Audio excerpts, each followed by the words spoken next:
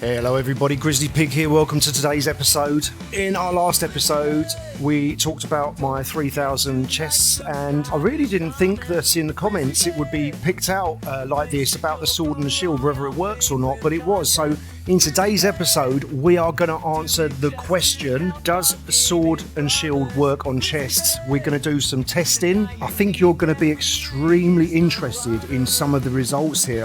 It blew my mind, a couple of the things here, and hopefully this is going to provide some answers for you guys, because we're actually going to see, do the perks work or not.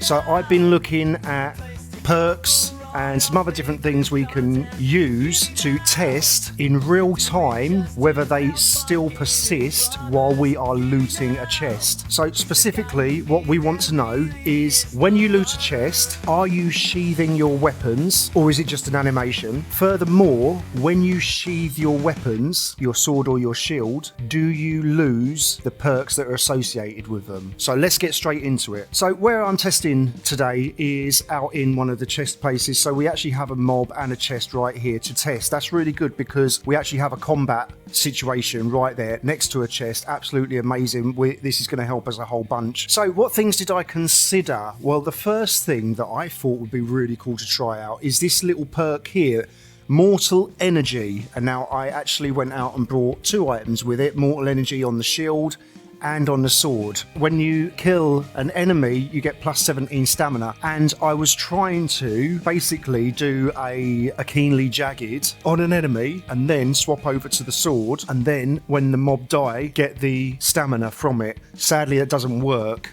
It has to be from active damage. Either that or keenly jagged has to be on the sword. I doubt that. I don't think that's what's preventing it, because it's on kill, and I don't think that the bleed from keenly jagged counts and procs this perk, sadly. So we could not use that, I'm afraid. Next up, I decided that we would try and use some healing, like Blessed.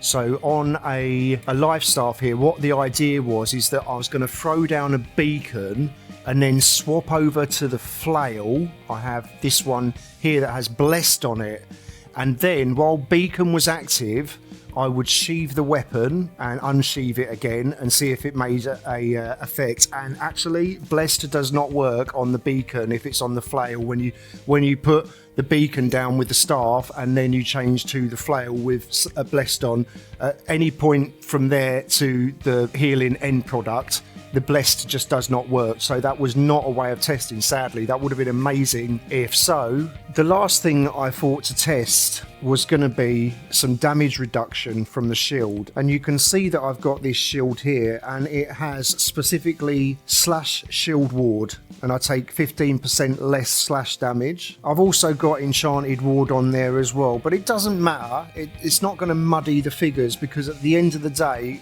we're going to have to use this to see what we can get. Initially, when I thought of this, I'll tell you the truth, I did have a little inkling that maybe it might be the first thing I try. Like, I touched on it just as a brainwave, but then I was thinking, the damage, it's not going to be conclusive because the damage is going to be all over the place. There's not going to be any figures that come out the same to provide us a fair test.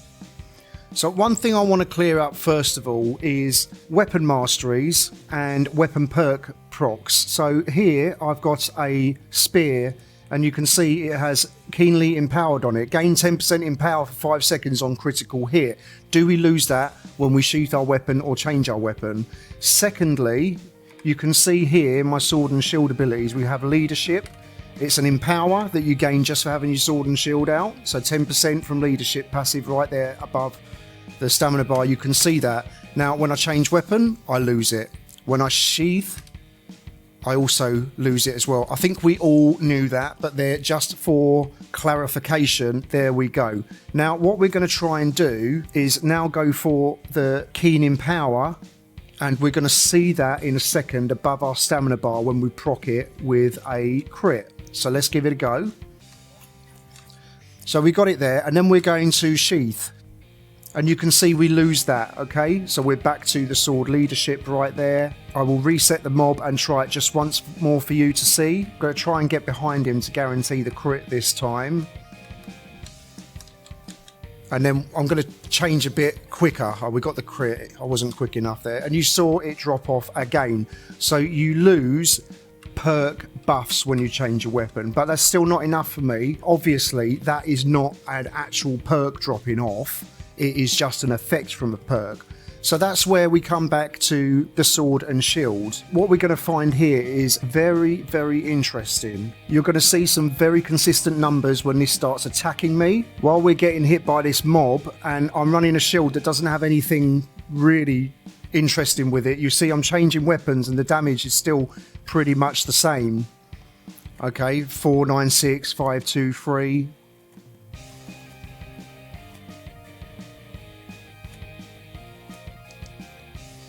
So 497, there's a difference of 1. We're not going to worry about that. That's not a problem. But what we are going to do now is the actual test that's going to tell us with the shield whether there's any difference there. So what we're going to do is we got now this slash warding shield. So we're going to go back and take the damage and see if there's any difference. So let's let the mob hit us. So 399376, and if we change weapon, it goes back up 468493, 468, back down again, and we're seeing 376. So remember that number 376. That's the important one because that's basically the lowest number the mob can hit us for, and that's what we're going to be paying attention to, because the other two numbers that are a bit higher, the 806 and the 400 or whatever, we're not going to pay attention to those. I mean, you can do if you want to, but the 376 is the most common number, as you can see right there. Now what I'm going to do is the same thing, but we're going to sheath the weapon instead of change it. So 376, we're sheathing, 376.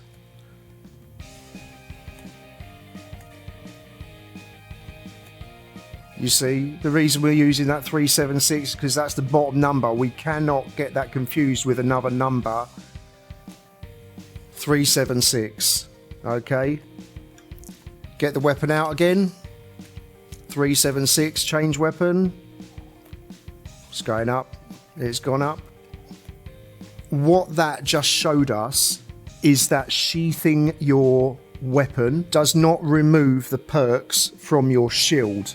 And what we're going to do is actually see, does this work with the chest? So if we're sheathing the weapon with the chest or whatever, do we get the protection?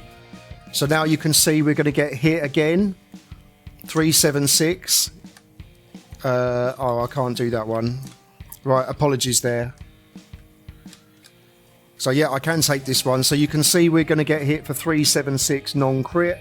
Base damage, and then we're going to loot the chest. Does this work? Let's see. Let's see. Did you see that? Did you see that? We were looting the chest and we were getting the damage mitigation. That wasn't really fair. It was a 400. I think the perk was working, but let's go again.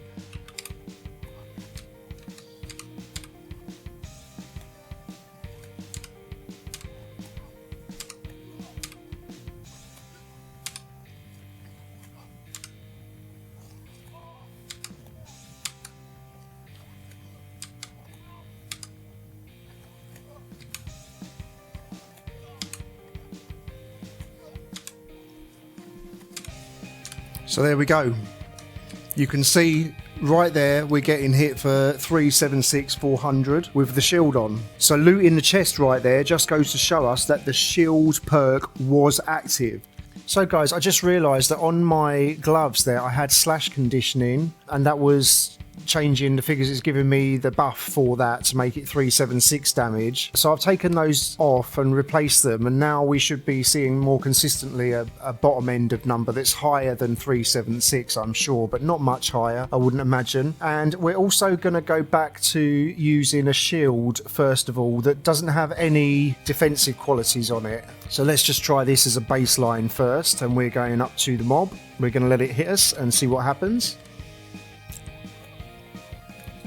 549, then we're going to sheath.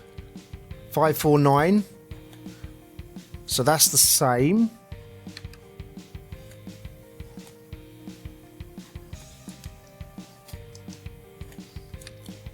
And then we're going to change weapon.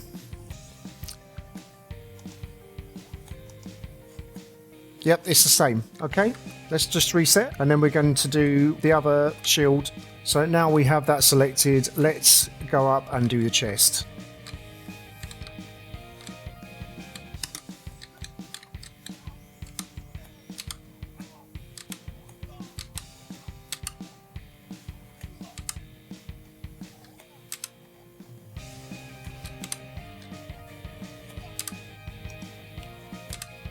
Now with the spear.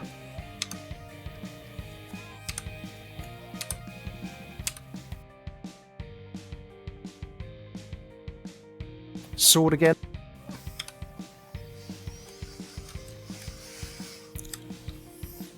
So there we have it, without the slash conditioning interfering there. It looks to be the same. There is a slight inconsistency you can see. Oh wow, I've got no floor here. What the hell? There's an inconsistency of 1 damage. Okay, so it's 419 damage versus 420 damage.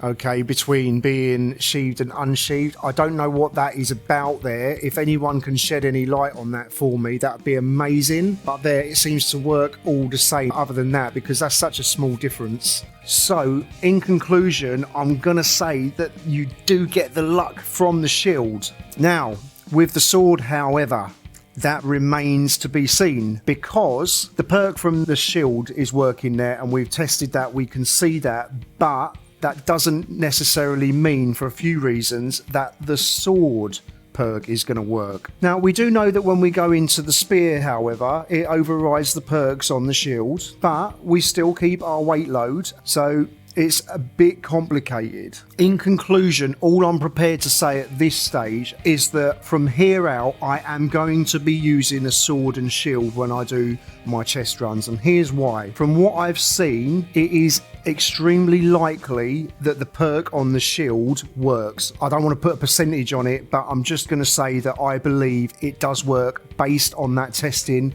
that we did there. Secondly, in order for the shield to work anyway, you have to have an activator weapon with it. It has to be a sword or a flail, because if I put another weapon in the slot where the sword was, the shield wouldn't come out at all. It wouldn't be active in the build. I wouldn't get the weight class addition there or anything like that. So with that in mind, if you've got the shield on you anyway, you're going to be taking a sword or a flail. If you can get luck on it, it's a small price to pay for something that probably does work, probably doesn't. If you don't believe it works, that is specifically the luck perk on the weapon, don't use it, that's up to you. But for me, I would rather take it and err on the side of thinking that it probably does work without being able to test the actual sword perk, because we haven't got any damage ward on a weapon, and until I think of a way of actually testing the weapon, we're not going to know any more about this. So I might just leave this to lie here and say that I'm in the camp where I'm still going to be using a sword and shield. You guys make your own mind up. I hope this test was helpful and explained a few things. And also, what was really interesting to me is that the perk from the shield, when I sheathed the sword and the shield, it didn't take the perks off. The perks were still active. It was only when I changed weapon to the spear that the perks were overridden to be the spear perks there. So you can see it's quite complicated. Some things we're given from the sword and shield, like changing or not changing or whatever, and then other things are taken away from us, like the perks are taken when we swap the weapon. Incredibly interesting right there, I think it is anyway. I didn't know before this video, before the last video, I'm going on information that, to be honest with you, I hadn't really thought of a great deal. It was just consensus to me based on forum posts and stuff that this stuff did work, and I've got it anyway, so I'm going to use it, and I'll put it in my figures in my 3000 chest run. I didn't realise it's going to open such a can of worms. So I really hope this has helped everybody. If you found it useful, please like, subscribe and leave a comment, and I will see you guys next time.